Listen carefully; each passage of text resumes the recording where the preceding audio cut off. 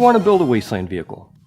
Okay, it's not really as easy as you might think. You know, you might think, well, you can just throw a body on top of a frame, four-wheel drive frame, throw big tires on it, big engine, and and that'll be it. Well, while that is true, personally, I think there's a lot more to it than that. I think there's a lot of heart and passion, but most important, there's a lot of planning that goes into this. So I wanted to make this video and talk about some of my ideas I've had over the years for not only for starting with what to start with, but also how to determine what you're going to do with that vehicle. Whether it's a car, a truck, a go-kart, a plane bolted to a truck frame, a hovercraft, whatever you want to do. I think that this information I'm going to give here, this advice I'm going to give here, pretty much applies to any of that. So aside from the fact that you have to determine what your skill level is, what do you know already? Do you know how to TIG or MIG weld? Do you know how to do these certain things?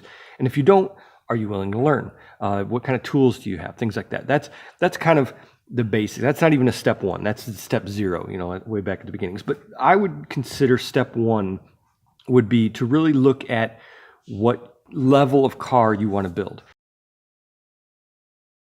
I have this thing that I've kind of cooked up in my mind here about, it's kind of a general rule of thumb for the vehicles I build, and I break it down into 4 different levels.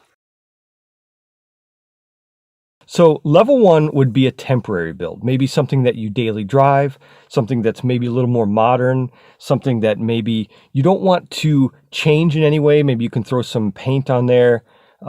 It's kind of a weekend warrior type of a thing where you have to, you be at Wasteland for the week, but you have to be back at work the next week. I understand that people have that situation. Maybe you don't have the money to buy something specifically for a Wasteland build, and that's fine. But just know that that's your level. Don't expect to win any awards, no offense, for throwing brown temper paint on a white car and calling it a rusty Mad Max car. Now, level 2 goes a step beyond level 1, where you're actually changing things, not structurally, but you're adding things that can be easily removed later, where you're creating a little bit more of the vision, but you're not really getting into any hacking, at this point. All right, now level 3 is when you start getting a little bit serious about this. Level 3 might be actual body modifications, cutting, welding, changing things so that the car is still pretty recognizable as what it originally started out as, but you can even go to the body swaps, you can go to the big lifts, big tires, kind of, beyond step 2. This could include anything from, say, sanding all the paint off, making it kind of that Razor Cola look to it, like in Fury Road, or changing the paint, adding rust effects. You could sand the paint to add rust to it, things like that. Bolting on a lot of things extra that maybe you wouldn't want to take off, things that you're going to keep on there and keep this as a Mad Max car. That's what I see as level 3. But the big thing to remember with 3, 2, and 1 is that these are all street legal cars. They still have the glass, and they still have the lights. They still have all the things that you would use in a normal car to make it, not get pulled over by the cops, basically. So that's a big part of the determiner between levels 1, 2, 3. All right, now that brings us to level 4, which I would say is probably my favorite. This is what a septic tank is, and I'm in septic tank right now. This is where you remove the glass. You can hear the wind blowing around because I removed all the glass. You remove turn signals. This is a car that you may have found in the Wasteland that was completely just decimated, and it was rebuilt by a group of savages. I mean, that's what I wanted to do with this. Maybe you remove doors, you remove the trunk, you remove everything that's basically in the way, and you add straight pipe exhaust, and you just don't worry about registration or smog checks. That's what a level 4 is to me, and it's my favorite. This to me is what a Wasteland build is. This is what it's all about. Building something that you can't come back from. This is it. This is This is now your Wasteland vehicle that sits out in your yard and pisses off the neighbors. And you could theoretically, you could go a step further than this. I won't officially claim a level 5, but level 5 would be fabricating something completely from scratch. You know, making a vehicle from scratch with a roll cage and a frame that you built yourself. That's something that is used a lot more in smaller, you know, go-karts, stuff like that. But in a vehicle like this, it's just easier to start with something that's already built that you can either take from or build onto. And that is why it's so important to pick the right vehicle. So when it's time to pick out a vehicle for you, a lot of people might already have this step covered. Maybe you have a car sitting in your backyard, or maybe a family member's backyard that got wrecked, or something that you know, isn't really used that much anymore. I mean, it's perfect. You know, it should be something that you can use your imagination on. And most importantly, I think, is to start cheap, especially if this is your first time doing this. You don't want to buy something, you know, newish, and you don't want to have to take off a lot of parts and think, well, I'll sell these parts and then I'll make my money back. Well, sure, that could happen, but it's pretty rare. I get into that myself a lot, where I'll take a car, and I mean, even with septic tank, I took that car apart and I had tons of parts left over from it, and I said, well, I'm going to join a Facebook group specifically for that Nissan truck, and I'm going to sell the parts. Well, nobody wants the parts. Nobody wants to get the parts shipped, especially the big parts like the doors and things like that I didn't use. So about the only money I've really made off it was from a couple small things that I've sold on eBay, and then the scrap, you know, the scrap metal that I've taken to the scrap yard.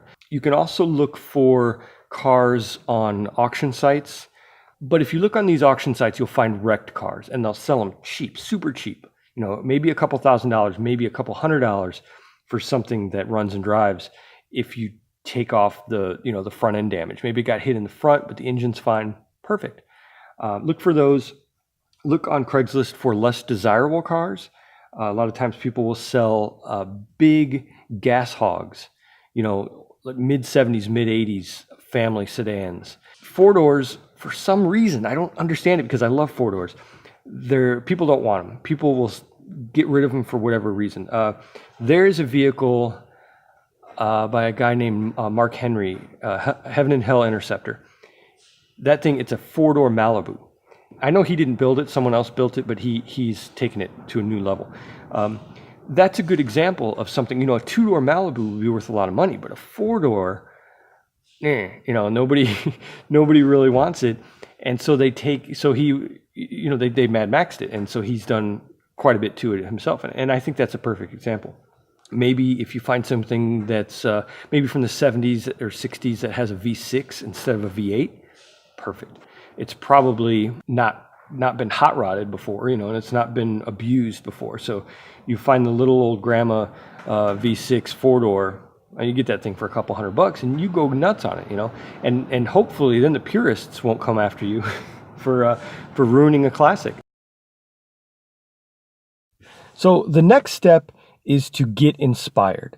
You know, whatever it is that drives you to build a Wasteland car, whether it's a movie you saw, or a video game, or a comic book, or whatever it is that got you wanting to build this, just follow through with that. You know, make sure that you have a clear definition of what you want to build, and go from there. You know, go on social media, check out Instagram and Facebook and, you know, Tumblr and Tinder. No, I don't think that's right. And just do a search for Mad Max cars. I mean, it could be that easy. Mad Max cars, or Wasteland vehicles, or post-apocalyptic cars, or something like that. And just kind of see what other people have done. Although, you know, I throw out this advice with a grain of salt, because to me, I like looking at inspiration, but I also don't want to follow exactly what someone else has done. I think that's maybe a little too much, especially, you know, in a tight-knit community like the Wasteland community. A lot of people will see certain parts of cars or even costumes, and they'll say, hey, that's from what's his name, or, you know, I've seen that on so-and-so's costume or so-and-so's car. To me personally, you want them to say that about your car. You want to be the one that came up with that idea first. I've had a few things that I thought of first, and then I found out that other people actually had them as well. But whatever you do to spark your creativity, make sure that it's something that is it stays in your same realm of figuring out what level you are, like I just talked about, and also your budget. It's a big thing, and your skill level. Make sure it kind of still stays in there. What I like to do is I'll go to the local scrapyard or a junkyard, and I'll just look around. The scrapyard's great for this because they just have random stuff everywhere. They're not even car parts. They're just random stuff everywhere. And I'll go and I'll look on the ground, and sometimes I'll find an emblem or some kind of piece of something that's rusty metal, and I'll say that is what I want to build my vehicle around. I think it's a great idea because for me personally, that's how I operate the best, is just spontaneous creativity. And it's funny that I say that after I'm telling you to plan this out so well, but I think you can reach a good mix with both sides of that. Another important thing that you want to think about is your vehicle's purpose. Not only its purpose in lore, you can, if someone asks you what's the story behind your vehicle, you can make a backstory for it. You can make a backstory for your character that involves your vehicle, which I highly recommend, because it puts you in that mindset where you're always thinking about, what is the purpose of my vehicle? Is it a scout vehicle? Is it a battle vehicle? Is it a reconnaissance, spy vehicle that maybe has no guns on it? Is it full of guns? Is it full of armor? Is it supposed to be fast and light? Is it supposed to be heavy like a tank? Any of those work. You just have to think. You can't do both. You can't have a bunch of guns all over it and it's a dune buggy. I mean, you could, but people are going to be shooting back at you if you're shooting at them, and it's just not going to work out. So you think of the purpose of your vehicle in a wasteland world, a fantasy wasteland world, but you also want to think about your purpose with the vehicle at the event, at either Wasteland weekend or any of the other, events around. What I did, the Mercedes, what I did was I built that specifically for, as a scout vehicle. So it also had, it was kind of like a long-term vehicle for, maybe sitting out on a mountainside, spying on a village or something like that. So it had a bed in it. And it had compartments in the back. It had plenty of storage, and I mean, when I took that to Wasteland weekend, I slept in it every day, and it was wonderful because I could close up all the doors and I put curtains around the windows, and I didn't hear anything. I mean, it was like a soundproof recording studio in there, and like, it was wonderful. I loved it. So that was the purpose that I thought of for the vehicle at the event itself. And then, of course, on top of that was the purpose of the vehicle in a fantasy world, which would be a scout vehicle, a long-term, it's diesel, it's a turbo diesel, so you could throw waste oil in there and that thing will run forever. So it was kind of like a long-distance scout vehicle. And I think it worked great. But one thing you have to think about too, in regards to the purpose of the vehicle at the event, is, do you want attention? And of course you do. I mean, the answer to that is yes. If you want attention for your vehicle, you have to think about what other vehicles do there that get attention. Creativity is a huge one. If you have something unique, that's huge. If you've gone all out and you've done just crazy stuff, you're going to get a lot of attention. You're going to get a lot of pictures. You're not going to get a lot of pictures of your brand new vehicle with tempera paint on it. I'm sorry. But when you bring a vehicle that has plenty to look at, but also plenty of space for people to ride on, there's a vehicle there that has a whole top roof. It's a Suburban, and they built a big rack on top just to fill it with people. Buses do that, and other vehicles where you can hold a lot of people. Those get tons of pictures taken of them because there's a lot of people hanging off them. There's, I mean, let's be frank, there's a lot of scantily clad women hanging on these vehicles, and men, and that's a big deal. That's going to get you a lot of pictures of your vehicle. Also, the volume of the vehicle. If you have a loud vehicle, you're going to get the attention of the people. I brought the Mercedes there in 2017, and that thing, it had a pipe sticking straight out of the hood, but it's a turbo diesel, so it's not loud. It doesn't have the combustion of an internal combustion gas engine. So a diesel, it just whistles basically. So it wasn't loud.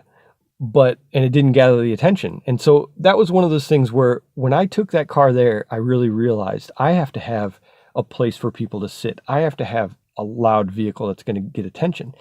I had a lot of pictures taken of the vehicle, but I think that it could have gotten a lot more if I would have taken those things into consideration. So that's why I want you to take that into consideration.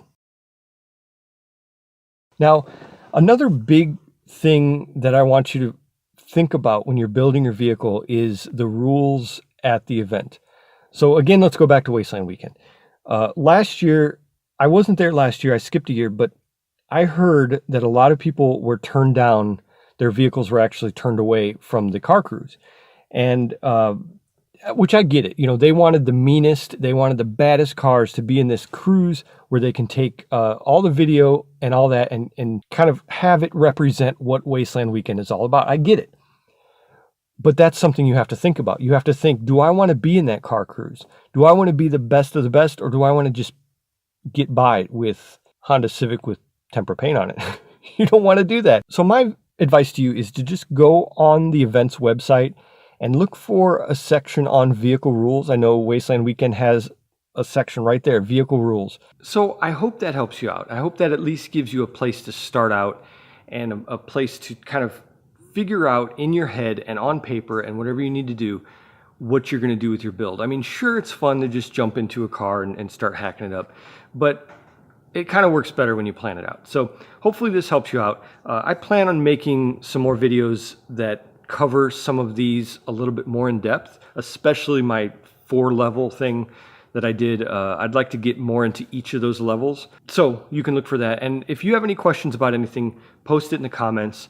And don't forget to like and subscribe if you like this video. And check me out over at post-apocalypticmedia.com. I started writing over there, and this is actually my introductory post that I'm going to attach this video to that post. So check that out too. I'll be doing a lot of writing over there, as well as going to Wasteland Weekend 2019 for the 10-year. This is the 10-year anniversary, the 10th year of the of Wasteland Weekend. Really and truly, more than anything else, I hope that I can inspire some of you to build something before Wasteland Weekend 2019. And it would blow my mind if you came up to me and said, "Hey, you help me out with this build, this car right here that I brought. You know, you help me out." That, I mean, I can't even imagine. That'd be incredible. So yeah, just get out there, build something, bring it out to Wasteland Weekend or whatever event. I mean, there's so many different events that you can take your vehicles to, especially if you're starting out and you want something to kind of test the waters. I did that at Aftermath this year, and which is a great one, but it's not till after Wasteland Weekend. So keep us up to date. Let me know how you're doing in the comments, and I wish you luck on your build because it's a lot of fun.